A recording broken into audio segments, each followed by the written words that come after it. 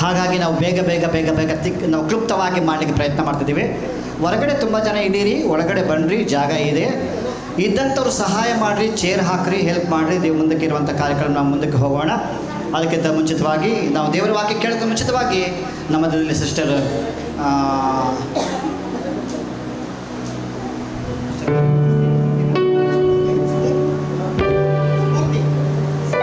డాక్టర్గా చదువుతూ ఉంది. ఆల్రెడీ మన మధ్యలో ఒక డాక్టర్ ఉన్నారు కాబట్టి దేవుని స్తోత్రము. మన పాస్టర్ గారు అయ్యగారి అన్న కూతురు అన్నమాట. కరెక్ట్ అండి, అన్నగారి కూతురు అన్నమాట. స్టెల్లా గారి కూతురు గారు అంటే అనగా గంగాధర్ బ్రదర్ గారి కూతురు స్ఫూర్తి గారు ఒక పాట పాడతారు. తర్వాత మన వాక్యానికి మనం వెళదాము. గట్టిగా ఒకసారి చప్పట్లు కొట్టి డాక్టర్ని స్వాగతించుకుందాము. ధన్యవాదాలు. Thank you. హల్లెలూయా. ఇప్పుడు చాలా ఇంపార్టెంట్ అయిన విషయానికి మనం వెళ్ళబోతున్నాము. ಆತ್ಮಿಕ ಆಹಾರವನ್ನು ತಿನ್ನಬೋతున్నాం. ಹಲ್ಲೆಲೂಯಾ. ಆತ್ಮಿಕ ಆಹಾರವನ್ನು ನಾವು ತಿನ್ನಲಿಕ್ಕಿದ್ದೀವಿ ಅಂದರೆ ದೇವರ ವಾಕ್ಯವನ್ನು ನಾವು ಕೇಳಲಿಕ್ಕಿದ್ದೇವೆ.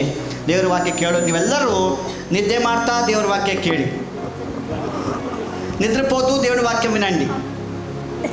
అవునా? చెప్పండి, అవునా కాదా? కాదు. కాబట్టి మెలకుగా ఉండి దేవుని వాక్యం వినండి. విశేషంగా చాలామంది సేవకులు మీరు వచ్చినారు. నేను మీకు ఫోన్ ద్వారా కాంటాక్ట్ చేసినప్పుడు మీరు నాకు మంచి రెస్పాన్స్ ఇచ్చి మీరందరూ కూడా మీ మధ్య ఇక్కడ ఈ సంఘానికి వచ్చారు. సేవకులందరూ కూడా సేవకుల కొరకు ఒక్కొక్కరు పేరు చెప్పలేను, టైం లేదు కాబట్టి ఒక్కొక్కరు పేరు చెప్పలేను కాబట్టి అంతా సేవకుల కొరకు గట్టిగా ఒకసారి చప్పట్లు కొట్టి స్వాగతించుకుందాం.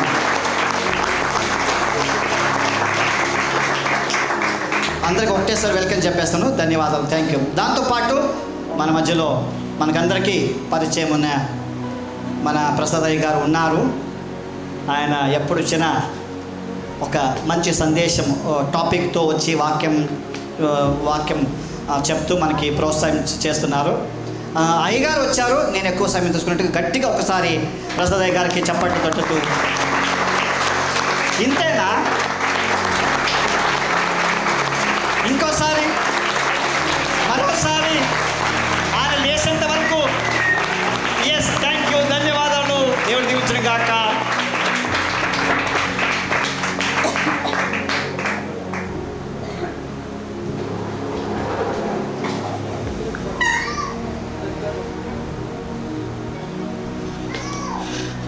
Praise lord. హల్లెలూయా. మీ పక్కన వాళ్ళందరికీ థ్యాంక్ యూ చెప్పి ప్రైజ్ లార్డ్ చెప్పండి. ప్రేమగా చెప్పాలి. మన అందరం అన్నదమ్ములము, అక్క చెల్లెళ్ళము. సో ప్రేమగా చెప్పాలి, ఏదో చెప్పినట్టుగా కాకుండా. మనం అందరము దేవుని యొక్క ఆత్మీకమైన అన్నదమ్ములము. మీ రక్త సంబంధుల కన్నా గొప్పవాళ్ళం మన ఈ బంధము. నమ్ముచున్నారా? నమ్మితే హల్లెలూయా చెప్పండి. ఈ టాప్ ఎగిరిపోయేలాగా హల్లెలూయా చెప్పండి. యేసయ్య వినపడేలాగా హల్లెలూయా చెప్పండి. సింహాసనం ముందు ఆశీర్వాద తండ్రికి వినపడేలాగా చెప్పండి. గుడ్. వండర్ఫుల్ వర్షిప్ చాలా బాగా చేశారు లేదా? వాళ్ళందరి గురించి ఒక హల్లెలూయా చెప్పండి. సో ఈ మధ్య మన మధ్యలో చాలామంది పాస్టర్స్ తెలిసిన వాళ్ళు, కొంతమంది ముఖ పరిచయం లేని వాళ్ళు. ముఖ పరిచయం ఉన్నా లేకపోయినా మనం ఆత్మీయమైన అన్నదమ్ములం కాబట్టి మీ అందరికీ కూడా నా హృదయపూర్వకంగా వందనాలు చెల్లిస్తున్నానండి.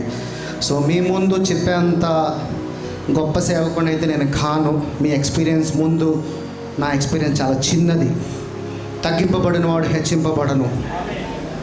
సో మీరు ఆల్రెడీ దేవుని రాజ్యంలో దేవుని సువార్తకై కొరకు ఆల్రెడీ 15 ఏళ్ళు 17, 20 ఏళ్ళ నుంచి చేస్తున్నవాడు. మీ ముందు నేను నథింగ్ అన్నమాట. కానీ ఒక నమ్మకంతో ఈ అవకాశం కల్పించిన మోజెస్ పాస్టర్ని బట్టి, అలాగే మీ అందరూ కూడా చిన్నవాడినైనా నా మాటలు వినటానికి మీరు ఇక్కడికి వచ్చినందుకు కూడా మీకు నిజంగా నా హృదయపూర్వకంగా వందనాలు చెల్లిస్తున్నాను. సో ఆఫ్టర్ చాలా రోజుల తర్వాత దిలీప్ పాస్టర్ని చూడటం సంతోషంగా ఉంది, సంతోష్ పాస్టర్ని చూడటం సంతోషంగా ఉంది. సో మళ్ళీ మిమ్మల్ని అందరినీ ఇలా కలుసుకోవటం నిజంగా చాలా సంతోషకరంగా ఉన్నది. ఆనంద పాస్టర్ గారు కూడా వచ్చారు. సో ఆయన కూడా కలవటం కూడా చాలా సంతోషంగా ఉన్నది. సో సంఘం ఎప్పుడు కూడా ఐకమత్యంగా ఉండాలి. సంఘము ఏ డినామినేషన్ అనేది కాదు. మనమందరము క్రీస్తు బండ మీద కట్టిన క్రీస్తు సంఘమై ఉన్నాం. డినామినేషన్లు శరీరానుసారంగా పెట్టుకున్నాయి. ఆత్మానుసారముగా మనము క్రీస్తు సంఘమై ఉన్నాము. క్రీస్తు సంఘమై, క్రీస్తు మనకు శిరస్సై, ఆయన అవయములై మనం అందరూ ఉన్నామా కాదా?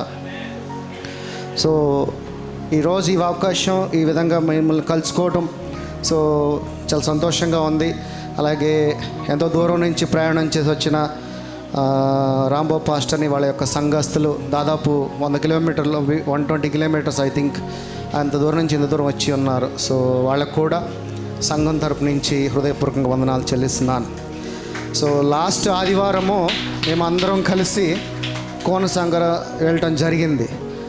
కోనసాగర కానీ ఒకసారి వెనక్కి చూసుకుంటే మళ్ళీ 1 వీక్ అయిపోయిందా అనిపిస్తుంది. లాస్ట్ సండే మనం కలిసాం, ఏదో మొన్న 1 or 2 days బ్యాక్ వచ్చినట్టు అనిపిస్తుంది నాకైతే. కానీ మళ్ళీ వాళ్ళు శనివారం వచ్చేసింది, మళ్ళీ రేపు ఆదివారం. సో రోజులు ఎంత స్పీడ్గా ఉన్నాయో చూడండి. చివరి రోజుల్లో, కడవరి దినాలలో మనం వచ్చి ఉన్నాం. ఏ నిమిషమైనా సో రాకడ ప్రభు రావటం జరుగుతుంది. సో మనమందరము సంఘమంతా కూడా ఒక వధువు వలె సిద్ధపాటు కలిగి ఉన్నదా? మిమ్మల్ని మీరు పరీక్షించుకోండి. సంఘమంతా సిద్ధపాటు. ఏ నిమిషమైనా, ఏ సమయమైనా, ఏ సెకండ్ అయినా నువ్వు సిద్ధపాటు కలిగి ఉండాలి. అదే నిజమైన క్రైస్తవుడిగా నువ్వు జీవిస్తున్నట్లుగా ఉంటుంది. ఇంకా నేను మారు మనసు పొందలేదు, ఇంకా సమయం ఉన్నది, ఇంకా చూద్దాం, నేను ఇంకా ఏం ఎంజాయ్ చేయలేదు, అందరూ లోకాన్ని చూశారు, నేను ఇంకా లోకాన్ని ఏం చూడలేదు అనుకుంటే మిత్రమా, నువ్వు పొరపడుతున్నావు. ఈ మంచి అవకాశము నీకు దొరికింది కానీ మాకు దొరకలేదు ఇలా చెప్పేవాళ్ళు ఎవరు? సో అవకాశం దొరికింది కాబట్టి అవకాశాన్ని యూజ్ చేసుకోండి. సిద్ధపాటు కలగండి, మారు మనసు పొందండి. నీ రక్షకుడుగా, సొంత రక్షకుడుగా ప్రభువుని అంగీకరించండి. ఓకేనా? Okay, right. ఎంత సమయం ఇస్తారు?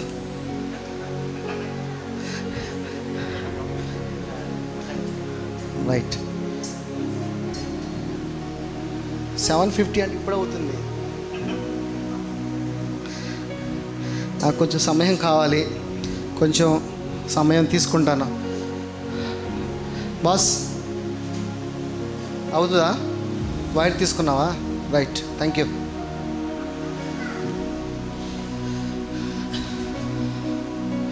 ఈరోజు నేను యాక్చువల్గా సబాత్ విశ్రాంతి దినం గురించి మాట్లాడదాం అనుకున్నా. కానీ ఎందుకనో నిన్నటి దినము నుంచి నాతో దేవుడు వేరే ఒక ప్రేరేపణ కల్పిస్తున్నాడు. ఇది మాట్లాడుకో, వేరేది ఇంకొక టాపిక్ నా ముందు పెడుతున్నాడు. సో మేబీ నేను గుడ్ ఫ్రైడే ఎక్కడ ఉంటాను నాకే తెలియదు. ఇది ఆల్మోస్ట్ గుడ్ ఫ్రైడేకి సంబంధించిన వాక్యము. దేవాలయపు తెర ఎంతమంది తెలుసు? ఏంటి దేవాలయపు తెర? మనకు దేవాలయం ఉంది కదా, ఏంటి ఆ తెర? ఎందుకు 2గా చిరిగింది? ఏ సందర్భంలో ఆ దేవాలయపు తెర 2గా విభాపించబడింది? ఏంటి దాని వెనక ఒక మర్మం ఉన్నది. దేవుని యొక్క వాక్యము ప్రతిదీ కూడా, ప్రభువు మాట్లాడిన ప్రతి మాటకి కూడా ఒక మర్మము, హిడెన్ సీక్రెట్ అనేది ఉంది. ఏదో అలా చదువుకుని వెళ్ళిపోతే దాని అర్థం ఎవరికి కాదు. ప్రతి మాట కూడా మర్మముతో ఉన్నది. ధర్మశాస్త్రం అంతా కూడా బోధించబడినది శరీరానుసారముగా, కృప అంతా కూడా బోధించినది ఆత్మానుసారముగా. ఇప్పుడు మనం ఆత్మై ఉన్నామా, శరీరమై ఉన్నామా? ఏమై ఉన్నాం? మనం శరీరమై ఉన్నాం. రైట్. ఇందులో జస్ట్ ఒక చిన్న ట్రిబ్యూట్ ఇచ్చాము మన పగడాల ప్రవీణ్ గారి గురించి. నిజంగా ఒక క్రైస్తవుడు, నిజమైన క్రైస్తవుడు తిరిగి నూతన సృష్టింపబడి దేవుని ఆత్మై తిరిగి జన్మించిన తర్వాత ఈ శరీరం మీద వాడికి ఎటువంటి ఆశ ఉండదు. ఇంకా మన శరీరంలోనే జీవిస్తూ శరీర కోరికలకు, శరీర ఆశల నిమిత్తమై మనం పరిగెడుతూ ఉంటే దేవుడు అంటున్నాడు, ఆ శరీరంలో కనుక నువ్వు ఉండి ఉన్నట్లయితే నాకు నువ్వు విరోధివి అంటున్నాడు.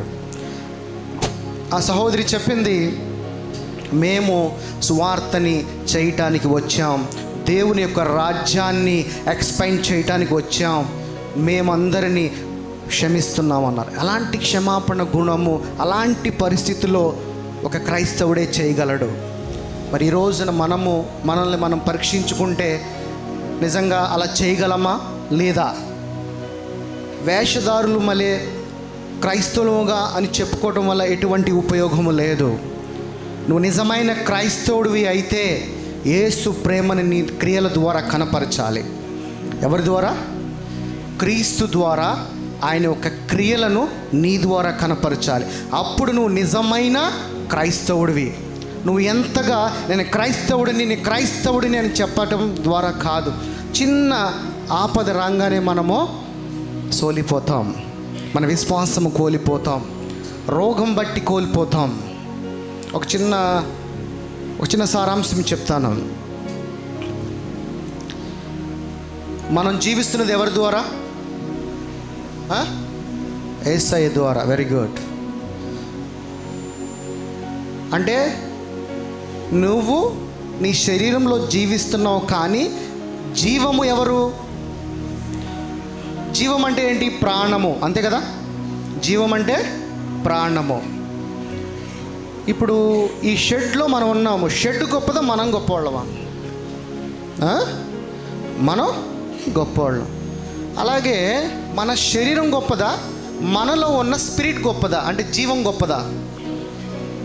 అంటే ప్రాణం అంటే ఎవరు? జీవము, అంతే కదా?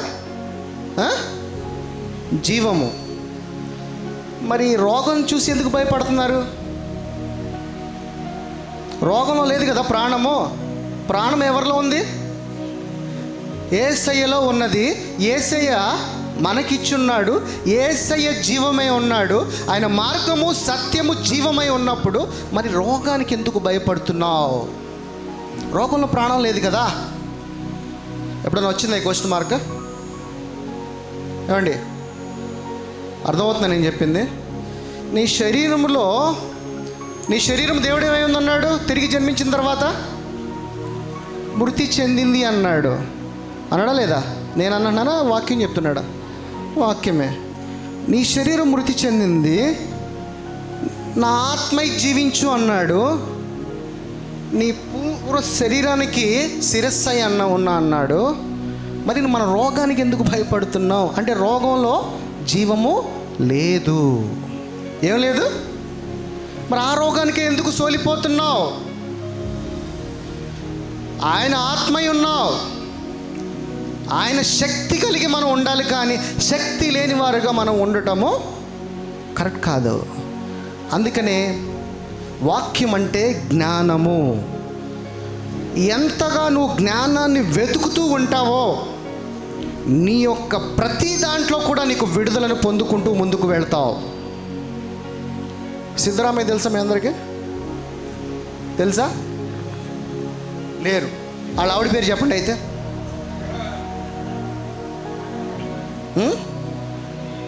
నాకు తెలియదు. అది అంటే ఎందుకు అడుగుతున్నానంటే, లోతు అంటే లోతు ఆయన కాదు, డీప్. వాక్యములో లోతులో వెళ్ళాలి మనం. ఎంత లోతుకు నువ్వు వెళితే అంత జ్ఞానమును పొందుకుంటావు. ఈ వాక్యం అంతా కూడా జ్ఞానముతో కూడినది, విజ్డమ్ అంటున్నాడు. ఈ రోజున ఈ జ్ఞానము పొందుకోలేక మనం దేనిని పొందుకోలేకపోతున్నాం అంటే ఆయన మహిమను పొందుకోలేకపోతున్నాం. ఎప్పుడైతే ఆయన మహిమను పొందుకోలేకపోతున్నావో నీవు బలహీనుడుగా అపవాది ముందు ఉంటున్నావు. ఈయన ద్వారా నువ్వు ఈ మహిమను పొందుకుని బలమైన ఆత్మగా జీవించిన రోజున నువ్వు ఎలా ఉంటావు తెలుసా? దేవుడికి ఎలా కనబడతారు? మీరు ఎలా కనబడతారు? రాంబాబులా కనబడతారా? నో. ఎలా కనబడతారు మీరు దేవుడికి? ఈ లోకానికి దేవుడేమై ఉన్నాడు? నువ్వేమై ఉంటావు అన్నాడు. దేవుడికి ఎలా కనబడతాం అప్పుడు మనం? వెలుగులా కనపడతాం. ఆ వెలుగు జీవించే ప్రదేశం ఏంటి? వెలుగు ఎక్కడ ఉంటుందండి? నీ శరీరంలోకి వచ్చి నీ హృదయంలో ఉంటుంది. నీ హృదయంలో ఆ వెలుగు ఉంటుంది. ఇప్పుడు ఈ లైట్లన్నీ ఆర్పేసి నేను ఆ చిన్న బెడ్ లైట్ వేసాను అనుకో, నీ వెలుగు ఎలాగా ఉంటుంది? నీ హృదయంలో ఇలా చిన్నగా బ్లింక్ అవుతూ ఉంటుంది. అపవాది నేను అలా చూశాడు అనుకో, నీ బలహీనమైన సమస్యలను బట్టి వాడు నీళ్ళు ఈజీగా ఎంటర్ అయిపోతాడా లేదా? అదే ఈ లైట్లు మొత్తం వెలిగి ఉన్నాయి అనుకోండి, ఎంత ప్రకాశమానంగా ఉంది. వెలుగు ఉంది అని అంటే చీకటి ఉంటుందా? ఉండదు. వెలుగు నీలో ఉండాలంటే ఇప్పుడు నువ్వేం చేయాలి? దీన్ని బట్టి ప్రతిరోజు ఇదే నీ ఆహారము. అన్నం కాదు ఆహారము, రొట్టి కాదు ఆహారము, ఇదే ఆహారము. ఇది తింటే నీలో దేవుని పెట్టిన ఆత్మలు 7 ఉన్నాయి. 7 ఆత్మలు వెలిగింపబడినప్పుడు నీ వెలుగు ఎలా వెలిగించబడుతుంది? మనలో ఉండేది ఎవరు? మనం ఎవరికి ఆలయమై ఉన్నాం? పరిశుద్ధాత్ముడు. పరిశుద్ధాత్ముడు ఎన్ని ఆత్మలు కలిగి ఉన్నాడు? 7 ఆత్మలు. 7 ఆత్మలకి నువ్వు ఈ ఆహారాన్ని ఇచ్చినప్పుడు, ఒక్కొక్క ఆత్మ వెలిగినప్పుడు 7 ఆత్మలు వెలిగినాయి అనుకో, ఇంత ప్రకాశమానంగా నువ్వు కనపడతావు. ఇంత ప్రకాశమానంగా కనపడినప్పుడు నీలో జీవమైన కన్నడ ట్రాన్స్లేట్ ఎవరికైనా కావాలా? దాన్ని కమ్. ఇప్పుడు నీలో అవి వెలిగించబడినప్పుడు నీలో ఏముంటున్నప్పుడు శక్తి వస్తుంది. ನಿನ್ನಲ್ಲಿ 7 ಆತ್ಮಗಳು ಅದು ಪ್ರಜ್ವಲಿಸುವಾಗ ನಿನ್ನಲ್ಲಿ ಶಕ್ತಿ ಉಂಟಾಗುತ್ತದೆ. అపవాది నిన్ను చూడాలన్నా, నిన్ను ముట్టాలన్నా భయపడతాడు. వాడు సైతాను నిన్ను ನೋಡಲಿಕ್ಕೂ నిన్ను ముట్టలిಕ್ಕೂ ఎదుర్కొడతాను, భయపడతాను. ఎప్పుడైతే నీలో జీవం అనే వెలుగు లేదో ప్రాపర్గా, నిన్ನಲ್ಲಿ జీవವೆಂಬ ఆ ಬೆಳಕು ಇಲ್ಲದೆ ಇದ್ದರೆ, నీ శరీరానికి ఫీవర్ ఉందనుకోండి, ಒಂದು ವೇಳೆ ನಿಮ್ಮ శరీరಕ್ಕೆ ಒಂದು ಜ್ವರ ಇದೆ ಅಂತ ತಿಳ್ಕೊಳ್ಳಿ. ನೀವು 500 mg టాబ్లెట్ వేసుకున్నావు, పారాసిటమాల్ డోలో 650 వేసుకున్నావు, ಒಂದು 500 mg ಗುಳಿಗೆ టాబ్లెట్ ನೀವು ಹಾಕೊಳ್ತೀರಾ ಅನ್ಕೊಳ್ಳಿ. తగ్గలేదు, ఏం చేస్తారు? ಆಗ ಕಡಿಮೆ ಆಗೋಲ್ಲ, ಏನ್ ಮಾಡ್ತೀರಿ? 1000 mg వేసుకుంటారు, లేదా ಮತ್ತೆ 1000 mg ಹೋಗ್ತೀರಲ್ವಾ? ఇవాళ 2 అధ్యాయాలు చదివారు, ಇವತ್ತು 2 ಅಧ್ಯಾಯ ಓದಿದ್ದೀರಿ, స్టిల్ ఇంకా నీకు ఇంకా విడుదల దొరకలా, ಇನ್ನೂ ನಿನಗೆ ಬಿಡುಗಡೆ ಸಿಕ್ಕಿಲ್ಲ. 4 అధ్యాయాలు చదవండి, 4 ಅಧ್ಯಾಯಗಳನ್ನು ಓದಿ, స్టిల్ ఇంకా నీకు విడుదల దొరకలా, ಇನ್ನೂ ನಿಮಗೆ ಬಿಡುಗಡೆ ಸಿಕ್ಕಿಲ್ಲ. డోస్ పెంచండి 8 అధ్యాయాలకి. ಇನ್ನೂ ನಿಮ್ಮ ಅಧ್ಯಾಯಗಳನ್ನು ಹೆಚ್ಚಾಗಿ ಓದಿ. స్టిల్ ఇంకా అవలేదంటే 16 అధ్యాయాలకి డోస్ పెంచండి. ಇನ್ನೂ ಸಿಕ್ಕಿಲ್ವಾ? 16 ಅಧ್ಯಾಯಗಳನ್ನು ಓದಿರಿ. నీ శరీరానికి ఏ విధంగా నువ్వు డోస్ పెంచుతున్నావో, ನಿನ್ನ ಶರೀರಕ್ಕೆ ನಿನ್ನ ಒಂದು ಅಧ್ಯಾಯಗಳನ್ನು ಹೆಚ್ಚಿಸುವಾಗ నీ ఆత్మ కూడా జీవం కలిగిన వాక్యాన్ని, ನಿನ್ನ ಆತ್ಮಕ್ಕೆ ಜೀವವುಳ್ಳ వాక్యము సజీవమై ఉందన్నాడు. ವಾಕ್ಯವು ಸಜೀವವಾಗಿದೆ, వాక్యము బలమై ఉన్నదన్నాడు, ವಾಕ್ಯವು ಬಲವಾಗಿದೆ, వాక్యము జ్ఞానమై ఉన్నదన్నాడు, ವಾಕ್ಯವು ಜ್ಞಾನವುಳ್ಳದಾಗಿದೆ, వాక్యము సర్వ శరీరానికి ఆరోగ్యం అన్నాడు, ವಾಕ್ಯವು ಸರ್ವ ಶರೀರಕ್ಕೆ ಆರೋಗ್ಯವಾಗಿದೆ. ఇంకా మనము బలహీనులాగా నాకు ఇంకా విడుదల దొరకలేదంటే, ಇನ್ನು ನಾವು ಬಲಹೀನರಾಗಿ ಇನ್ನೂ ಬಿಡುಗಡೆ ಸಿಕ್ಕಿಲ್ಲ ಅಂತ ಹೇಳುವಾಗ నిన్ను నువ్వు పరీక్షించుకో, నీలో వాక్యము ఉన్నదా లేదా? ನೀನು ಪರೀಕ್ಷೆ ಮಾಡಿಕೋ, ನಿನ್ನಲ್ಲಿ ವಾಕ್ಯ ಇದೆಯಾ ಇಲ್ಲವಾ? వాక్యం ఉంటే నువ్వు దేవుని కుమారుడిగా జీవించాలి. ವಾಕ್ಯ ಇದ್ದರೆ ನೀನು ದೇವರ ಮಗನಾಗಿರ್ತೀಯ. బలహీనులుగా జీవించకూడదు. ನೀವು ಬಲಹೀನರಾಗಿ ಜೀವಿಸಬಾರದು. నీకు ఇచ్చినది దత్తపుత్రాత్మ, ನೀನು ಕೊಟ್ಟಿರುವಂತದ್ದು ಪುತ್ರ ಸ್ವೀಕಾರ ಒಂದು ಆತ್ಮವಾಗಿದೆ. పిరికి ఆత్మను ఇవ్వలేదు. ಅದು ಒಂದು ಬಲಹೀನವಾದ ಆತ್ಮವಲ್ಲ. ఆ ఆత్మ ఏ ఆత్మ నీలో నివసిస్తున్నది అంటే, ಆ ಆತ್ಮ ಯಾವುದು ನಿಮ್ಮಲ್ಲಿ ಇದೆ ಗೊತ್ತಾ?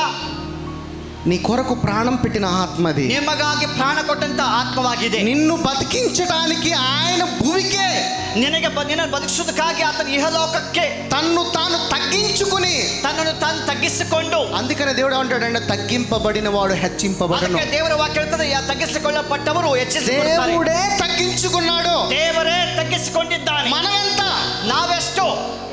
తగ్గింపబడిన వాడు హెచ్చింపబడిన సహోదరుడా. తగ్గించబడ్డವರು హెచ్చించబడతారు సహోదర. తగ్గించుకోలేకపోవటం వల్ల వచ్చేది ఏంటో తెలుసా? తగ్గించుకోలేకే ఇద్దరే ఏనాಗುತ್ತೋ ಗೊತ್ತಾ? అసలు పాపం అంటే ఏంటో తెలుసా మీకు? పాప ಅಂದ್ರೆ ಏನು ಗೊತ್ತಾ ನಿಮಗೆ?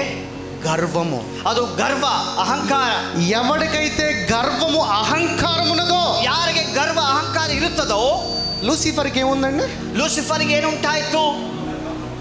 ఎందుకు తోస్తాడు దేవుడు? ಯಾಕೆ ದೇವರು ತಳ್ಳಿಬಿಟ್ಟನು?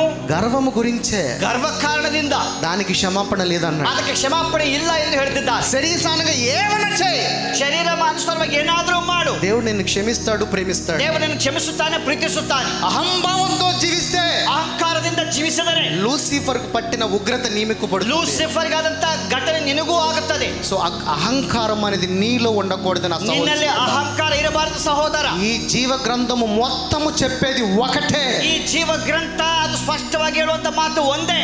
ప్రేమగా జీవించు, ನೀನು ಪ್ರೀತಿಯುಳ್ಳವರಾಗಿ ಜೀವಿಸು, ప్రేమై జీవించు, ಪ್ರೀತಿಯಾಗಿ ಜೀವಿಸು, నిన్ను వలె నీ పొరుగు వారిని ప్రేమించు అన్నాడు. ಹಾಗೆ ನಿನ್ನ ನೆರೆಯವರನ್ನು ಪ್ರೀತಿಸು. నీలో అలాంటి ఒక్క స్వభావము లేనంత వరకు కూడా, ನಿನ್ನಲ್ಲಿ ಅಂತ ಸ್ವಭಾವ ಇಲ್ಲದೆ ಇರೋವರೆಗೂ ಕೂಡ దేవుని వారసుడు కానేరవు. ದೇವರ ವಾರಸುದಾರರಾಗಿರೋಕ್ಕಾಗೋದಿಲ್ಲ. దేవుడు ఏం చెప్తున్నాడంటే, ದೇವರು ಏನಂತ ಗೊತ್ತಾ? నీవు దేవుని దగ్గరికి వెళ్ళినప్పుడు ನೀವು ದೇವರ ಬಳಿಗೆ ಹೋಗುವಾಗ నీలో ఉన్న కోపము, ನಿನ್ನಲ್ಲಿರುವಂತ ಸಿಟ್ಟು, నీలో ఉన్న క్రోధము, ನಿನ್ನಲ್ಲಿರುವಂತ ಸಿಟ್ಟು, నీలో ఉన్న అసూయ, ನಿನ್ನಲ್ಲಿರುವಂತ ಅಸೂಯತೆ, నీలో ఉన్న అహంభావము, ನಿನ್ನಲ್ಲಿರುವಂತ ಅಹಂಕಾರ, ದುರಹಂಕಾರ విరగొట్టేస్తూ వచ్చి, ಅವೆಲ್ಲವನ್ನು ಮುರಿದು ಹಾಕಿ, ఎప్పుడైతే నీలో ఇవన్నీ విరిగిపోతాయో, ನಿನ್ನ ಜೀವನದಲ್ಲಿ ಇದೆಲ್ಲ ಇವಾಗ ಮುರಿದು ಹೋಗುತ್ತದೋ, ఇక మీదట నేను కాదు జీవించువాడును, ನಿನ್ನ ಮೇಲೆ ಜೀವಿಸುವನು ನಾನು, నాలో జీవించువాడు నా యేసయ్య. ನನ್ನಲ್ಲಿ ಯೇಸು ಸ್ವಾಮಿ ಜೀವಿಸ್ತಾ ಇದ್ದಾನೆ. యేసయ్య ప్రేమ కలిగిన వాడు, ಯೇಸು ಪ್ರೀತಿಯುಳ್ಳ ದೇವರು, కనికరము కలిగిన వాడు, ಕನಿಕರವುಳ್ಳ ದೇವರು, జాలి కలిగిన వాడు. ದಯ ತೋರಿಸುವಂತ ದೇವರು. అలాంటి స్వభావం నీలో ఉన్నదా? ಅಂತ ಸ್ವಭಾವ ನಿನ್ನಲ್ಲಿ ఆ ಇದೆಯಾ? స్వభావం ఉన్న రోజునే నువ్వు నిజమైన దేవుని వారసుడివై ఉన్నావు. ಇರುವಾಗ ನಿಜವಾಗಲೂ ದೇವರ ವಾರಸುದಾರರಾಗಿರ್ತೀಯ. సో ఇది వాక్యము చెప్తున్నది. ಇದು ದೇವರ ವಾಕ್ಯ ಹೇಳ್ತಾ ಇದೆ. వాక్యము చెప్పినది చెప్పినట్టుగా నువ్వు నడుచుకున్నప్పుడు, ವಾಕ್ಯವು ಹೇಳಿದ ಹಾಗೆ ಹೇಳಿದ ಪ್ರಕಾರವಾಗಿ ನೀನು ನಡೆಯುವಾಗ నీలో సమృద్ధి, విడుదల దొరుకుతుంది. ನಿನ್ನಲ್ಲಿ ಸಮೃದ್ಧಿಯೂ ಹಾಗೂ ಬಿಡುಗಡೆಯೂ ಉಂಟಾಗುತ್ತದೆ. వాక్యము చెప్పని రూట్ లో నువ్వు వెళ్ళి, ವಾಕ್ಯ ಹೇಳದೇ ಇರುವಂತ ಮಾರ್ಗದಲ್ಲಿ ನೀನು ಹೋಗುವಾಗ, నువ్వు ఇప్పుడు దేవుడు ఏమంటున్నాడంటే, ఏ రోజైనా ప్రభువా ఇంత మంచి నేచర్ని ఇచ్చావని ఎవరన్నా ప్రార్థన చేశారా? ಯಾವತ್ತಾದ್ರೂ ದೇವರೇ ಇಷ್ಟು ಒಳ್ಳೆ ಪ್ರಕೃತಿಯನ್ನು Very good. God bless you. ಪ್ರಾರ್ಥನೆ ಮಾಡಿದ್ದೀರಾ? ఎంతసేపు మనకు సంబంధించినయే, మన పిల్లలు, మన గొడవలు, మన ఆస్తులు, ಯಾವಾಗಲೂ ನಮ್ಮ ವಿಷಯ, ನಮ್ಮ ಮಕ್ಕಳು, ನಮ್ಮ ಆಸ್ತಿಗಳ ಬಗ್ಗೆ, దీని గురించే మనం ప్రార్థన చేస్తావు కానీ, ಬಗ್ಗೆ ಪ್ರಾರ್ಥನೆ ಮಾಡ್ತೇವೆ. దేవుడు నిన్ను ప్రేమించి, ದೇವರು ನಿನ್ನನ್ನು ಪ್ರೀತಿ ಮಾಡಿ, ప్రాణమును పెట్టి, ಪ್ರಾಣ ಕೊಟ್ಟು, రక్తాన్ని చిందించి, ರಕ್ತವನ್ನು ಚೆಲ್ಲಿ, ఆయన నీ కొరకు ఇంత మంచి ఒక్క భూమిని నిర్మించి ఉన్నాడు కదా. ನಿನಗಾಗಿ ಎಷ್ಟು ಸುಂದರವಾದಂತಹ ಭೂಮಂಡಲವನ್ನು ಸೃಷ್ಟಿ ಮಾಡಿದ್ದಾನೆ. ఇన్ని కాలాలు నీ కొరకు నిర్మించి ఉన్నాడు కదా. ದಿನಮಾನಗಳನ್ನು ದೇವರು ನಿರ್ಮಿಸಿದ್ದಾರೆ. దేవుడు నిర్మించింది ఏదైనా ఒక్కటైనా జరగకోకుండా ఉందా? ప్రతిరోజు ಮಾಡಿದ್ರಲ್ಲಿ ಯಾವುದಾದ್ರೂ ಒಂದಾದ್ರೂ ನಡೆಯದೇ ಇದೆಯా? అసలు ఈ సృష్టిలో ఉదయాన్నే సూర్యుడు రావటము, సాయంత్రం వెళ్ళిపోవటము, రాత్రికి చందమామ రావటము, నక్షత్రాలు రావటము, సమయానికి సందర్భంగా అన్ని తన పనులు తను చేసుకుంటూ వెళ్తున్నాయి కదా. ಸೃಷ್ಟಿಯಲ್ಲಿ ಬೆಳಗಿನ ಜಾವ ಸೂರ್ಯನು, ರಾತ್ರಿ ಜಾವ ಚಂದ್ರನು, ಎಲ್ಲ ಕಾರ್ಯಗಳು ತಮ್ಮಕ್ಕೆ ಕಾಲಕ್ಕೆ ತಕ್ಕ ಹಾಗೆ ಕೆಲಸಗಳು ನಡೀತಾ ಇದ್ದಾವೆ. కానీ దేనికి మహిమ లేదు. ಆದ್ರೆ ಅವು ಯಾವುದಕ್ಕೂ ಮಹಿಮೆ ಇಲ್ಲ. మహిమ ఉన్నది మనకే. ಮಹಿಮೆ ಇರೋದು ನಮಗೆ ಮಾತ್ರ. అందుకే మనందరికీ ఈ కొవ్వు. ಅದಕ್ಕಾಗಿ ನಮಗೆ ಎಲ್ಲರಿಗೂ ಈ ಒಂದು ಸಿಟ್ಟಿದೆ, ಅಹಂಕಾರ ಇದೆ. ఎవడి దగ్గర నుంచి ಯಾರ ಬಳಿಯಿಂದ దేవుడు కోరుకుంటున్నాడో, ದೇವರು ಇಷ್ಟಪಡ್ತಿದ್ದಾನೋ, వాడు చేయటలేదు. ಅವರು ಮಾಡ್ತಾ ಇಲ್ಲ. ఎవడి దగ్గర నుంచి ఎక్స్పెక్ట్ చేయట్లేదో, ಯಾರ ಬಳಿಯಿಂದ ಇಷ್ಟ ಆಸಪಡ್ತಿಲ್ವೋ వాళ్ళు చేస్తున్నారు వాళ్ళ ಅವರು సమయానుగుణంగా. ತಮ್ಮ ಸಮಯಾನುಸಾರವಾಗಿ ಮಾಡ್ತಿದ್ದಾರೆ. కానీ వాటికన్నా గొప్పవాడివి నా సహోదరి, సహోదరుడా. ಅವೆಲ್ಲದಕ್ಕಿಂತಲೂ ನೀವು ಬಹಳ ಶ್ರೇಷ್ಠರು వాటి ಸಹೋದರಿ. ఎవరికి కూడా నా కుమారుడా అని పిలవలేదు. ಅವರು ಯಾರು ಕೂಡ ನನ್ನ ಕುಮಾರನು, ನನ್ನ ಮಗನೆಂದು ಹೇಳಲಿಲ್ಲ. నీకే కుమారుడు అన్నాడు. ನಿನಗೆ ಮಗನೆಂದು ಹೇಳಿದ್ದಾರೆ. నాతో పాటు కుడి పార్శ్వమున కూర్చోబెట్టాడు. ನನ್ನ ಸಂಗಡ ಬಲಪಕ್ಷದಲ್ಲಿ ಕೂರಿಸುವಂತ ದೇವರ ఏ దూతలకి లేదు, ಯಾವ ದೂತನಿಗೂ ಇಲ್ಲ, ఏ సూర్యుడికి లేదు, ಯಾವ ಸೂರ್ಯನಿಗೂ ಇಲ್ಲ. నీ ఒక్కడికే ఉన్నది. ನಿನಗೆ ಮಾತ್ರ ಇದೆ. నువ్వు ఎంత గొప్పవాడివి. ನೀನು ಎಷ್ಟು ಎಷ್ಟು ಶ್ರೇಷ್ಠ. You so special in this world. ನೀನು ತುಂಬಾ ವಿಶೇಷ ಉಳ್ಳವನಾಗಿದ್ದೀಯ. ఎందుకంటే నువ్వు దేవుని కుమారుడివి. ಯಾಕಂದ್ರೆ ನೀನು ದೇವರ ಮಗನಾಗಿದ್ದೀಯ. దేవుని వారసుడివి. ನೀನು ದೇವರ ವಾರಸುದಾರನಾಗಿದ್ದೀಯ. ఎంత వారసత్వం కలిగిన నీవు, ಎಷ್ಟು ವಾರಸು ಉಳ್ಳವನಾದಂತ ನೀನು, నేను మట్టిని, ನಾನು ಮಣ್ಣಾಗಿದ್ದೇನೆ, నేను పెంట కుప్పని, ನಾನು ತಿಪ್ಪೆಯಾಗಿದ್ದೇನೆ, నేను చెత్త కుప్పని, ನಾನು ತಿಪ್ಪೆಯಾಗಿದ್ದೇನೆ, నేను దేనికి పనికిరాని వాడిని. ಕೆಲಸಕ್ಕೆ ಬರೋದಿಲ್ಲ. ఇది ఈ రోజు నువ్వు మనం చేసే ప్రార్థన. ಇದು ಇವತ್ತು ನಾವು ಮಾಡುವಂತ ಪ್ರಾರ್ಥನೆ ಆಗಿದೆ. నో, ಅಲ್ಲ. నువ్వు దేవుని కుమారుడివి. ನೀನು ದೇವರ ಮಗನಾಗಿದ್ದೀಯ. దేవుని ద్వారా ప్రేమింపబడేవాడివి. ದೇವರ ಮೂಲಕವಾಗಿ ಪ್ರೀತಿಯನ್ನು ಪಡೆದಿದ್ದೀಯ. నీ స్థానము దేవుడి దగ్గర వేరే. ನಿನ್ನ ಸ್ಥಾನವು ದೇವರ ಬಳಿಯಲ್ಲಿ ಬೇರೆ ಇದೆ. నీ స్థానం ఏంటో నువ్వు తెలుసుకో. ನಿನ್ನ ಸ್ಥಾನ ಏನು ತಿಳ್ಕೋ. అందుకే ఏం చెప్పాడంటే ముందుగా నన్ను వెతుకు అన్నాడు. ಅದಕ್ಕೆ ದೇವರ ವಾಕ್ಯದ ಮೊದಲದಾಗಿ ನನ್ನನ್ನು ಹುಡುಕು. ఏమి తిందుమో ఏమి తాగుదుమో కాదు, ಏನು ತಿನ್ನಬೇಕು ಏನು ಕುಡಿಯಬೇಕು ಎಂದು ಅಲ್ಲ.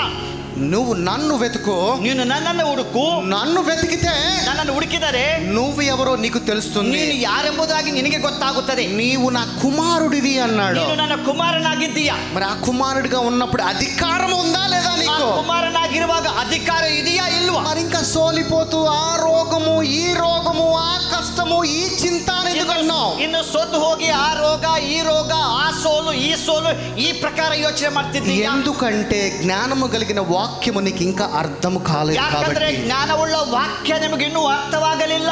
నీకు గనక వాక్యం అర్థమవుతే, ವಾಕ್ಯ ಅರ್ಥವಾದರೆ, వాక్యం అర్థమైతే నీ నోటి నుంచి అథారిటీ పలుకుతావు. ಆ ವಾಕ್ಯದಿಂದ ನಿನ್ನ ಬಾಯಿಂದ ಅಧಿಕಾರವನ್ನು ನುಡಿಯುತ್ತೀಯ.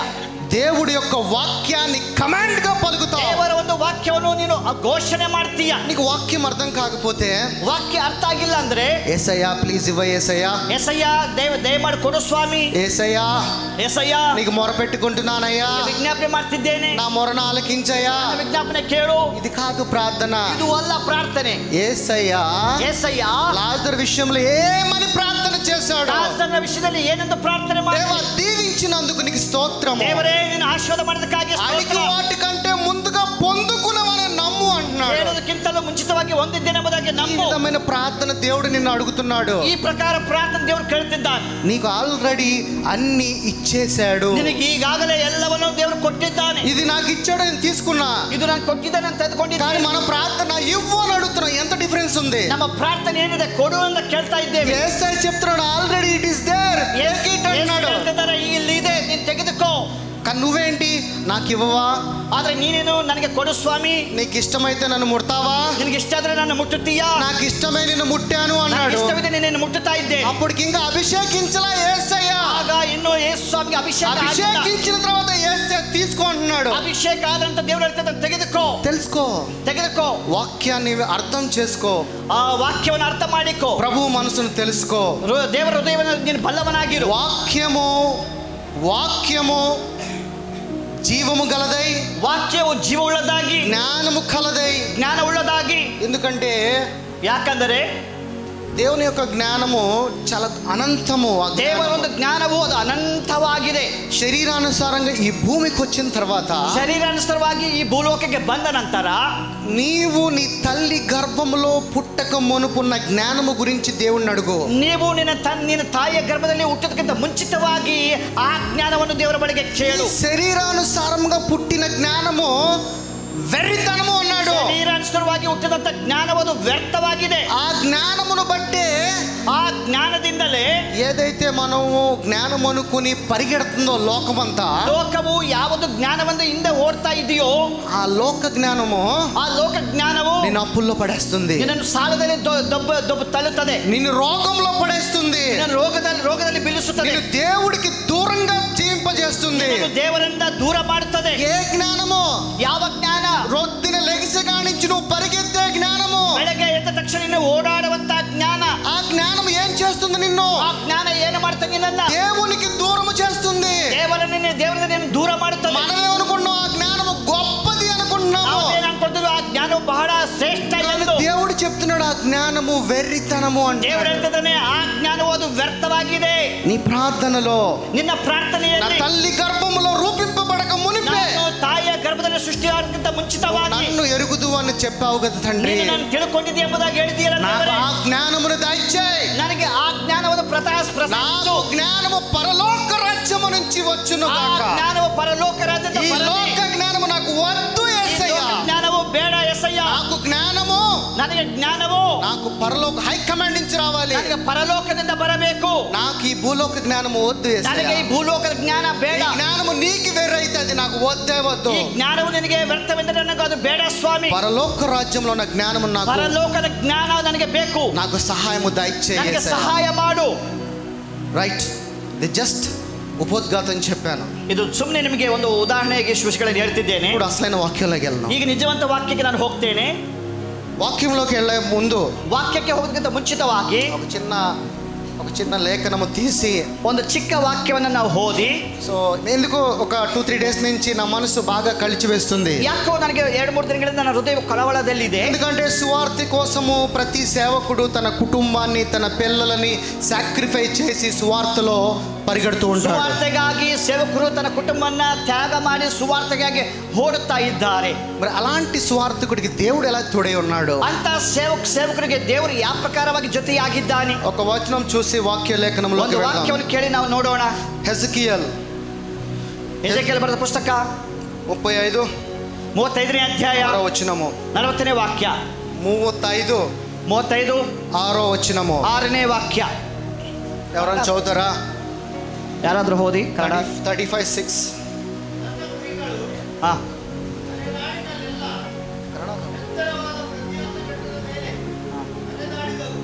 ಹಾ ಹೇಳಿ, ಓದಿ.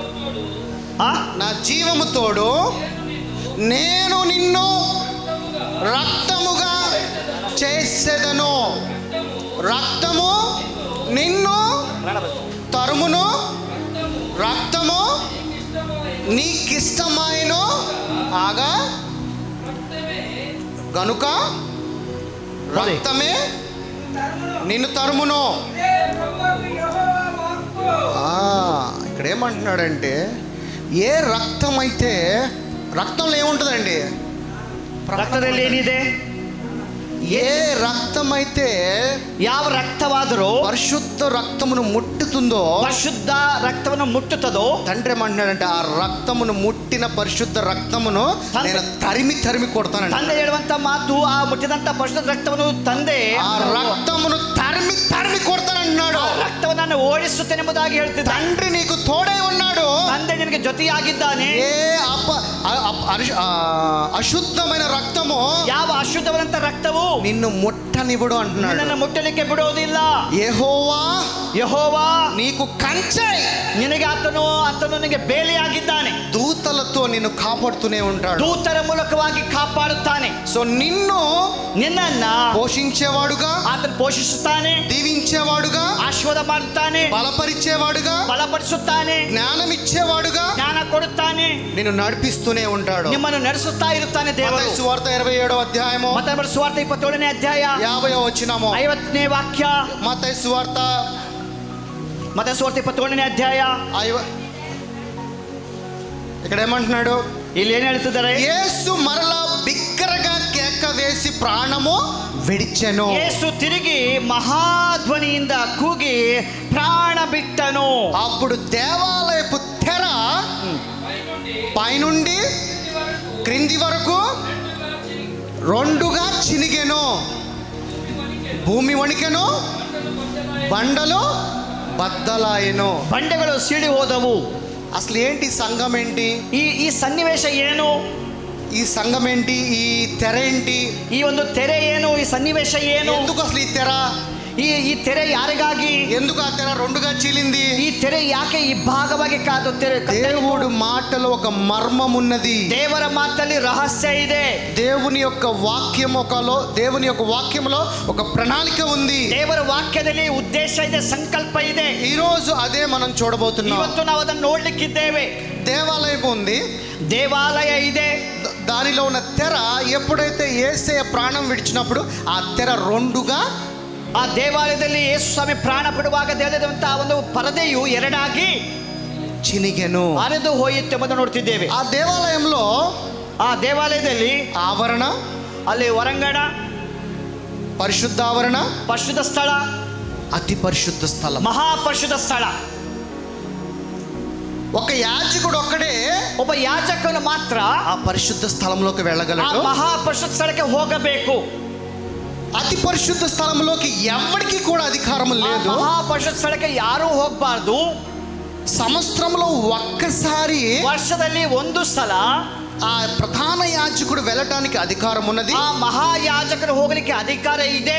అది కూడా దేవుడు అధికారం ఇస్తేనే, ದೇವರು ಅನುಮತಿ ಕೊಟ್ಟರೆ ಮಾತ್ರನೇ, లేకపోతే ಇಲ್ಲ ಅಂದ್ರೆ లేదు, ಆಗೋದಿಲ್ಲ. వెళ్ళే సమయంలో వాడు ఏ తప్పు చేసినా గానీ, ಹೋಗುವಾಗ ಯಾವುದಾದ್ರೂ ತಪ್ಪು ಮಾಡಿದರೆ, దేవుడు ముట్టాడు అని అంటే ದೇವರು ಮುಟ್ಟಿದರೆ ఆన్ ది స్పాట్ లో చచ్చిపోతాడు. ಅದೇ ಸ್ಥಳದಲ್ಲಿ ಸತ್ತು ಹೋಗ್ತಾನೆ, ಮೃತ್ಯುನಾಗುತ್ತಾನೆ. చచ్చిపోయిన ఎలా తెలుసుకుంటారు మరి? ಸತ್ತು ಹೋಗಿದ್ದಾನೆ ಎಂಬುದಾಗಿ ಹೇಗೆ ಗೊತ್ತಾಗುತ್ತದೆ? ఎందుకంటే వాళ్ళు వేసుకున్న బట్టలకి, ಅವರು ಹಾಕಿಕೊಂಡಂತ ಬಟ್ಟೆಗೆ గంటలు ఉంటాయంట. ನರ ಸುತ್ತಲೂ ಗಂಟೆಗಳು ಇರುತ್ತದೆ. ఎప్పుడైతే వాడు బిద్దినప్పుడు అంటే పడిపోయినప్పుడు, ಆತನು ಕೆಳಗಡೆ ಬೀಳುವಾಗ, ఆ గంటలు మోగినప్పుడు, ಆ ಗಂಟೆಗಳು ಶಬ್ದ ಉಂಟಾಗುವಾಗ వాడు మరణము పొందాడు అని, ಆತನು ಸತ್ತು ಹೋಗಿದ್ದಾನೆ ಎಂದು. వాడు వెళ్ళేటప్పుడు వాడి కాలికి ఒక తాడు ಕడతారంట. ಅವರು ಹೋಗುವಾಗ ಆತ ನಡಕ್ಕೆ ಒಂದು ಹಗ್ಗ ಕಟ್ಟಿರ್ತಾರೆ. ఆ తాడుతో ಆ ಹಗ್ಗದಿಂದ ఆ యాజకుడిని బయటికి ಆ ಯಾಜಕನ ಹೊರಗಡೆ ఈడ్చి పడేస్తారు. ನಿಧಾನಕ್ಕೆ ಎಳಿತಾರೆ, ಹೊರಗಡೆ ಹಾಕ್ತಾರೆ. అలాంటి పరిస్థితుల్లో మనం లేము. ಅಂತ ಪರಿಸ್ಥಿತಿ ನಮಗಿಲ್ಲ. ఎందుకు? ಯಾಕೆ? అది వాక్యము చూద్దాం. ನೋಡಿಕೊಳ್ಳೋಣ. నిర్గమకాండము ವಿಮೋಚನ ಕಾಂಡ 26వ అధ్యాయము 26ನೇ ಅಧ್ಯಾಯ 31, 34, 31, 34 ವರೆಗೂ ಓದಿಕೊಳ್ಳೋಣ. 31. 31ನೇ ವಾಕ್ಯ. మరియు నీవు నీలద్రూమ రక్తవర్ణములు గల ఒక అడ్డ తెరను పేనని సన్న నారుతో చేయవలెనని, అది చిత్రకారుని పని అయి కెరూబులు గలదై చేయవలెను.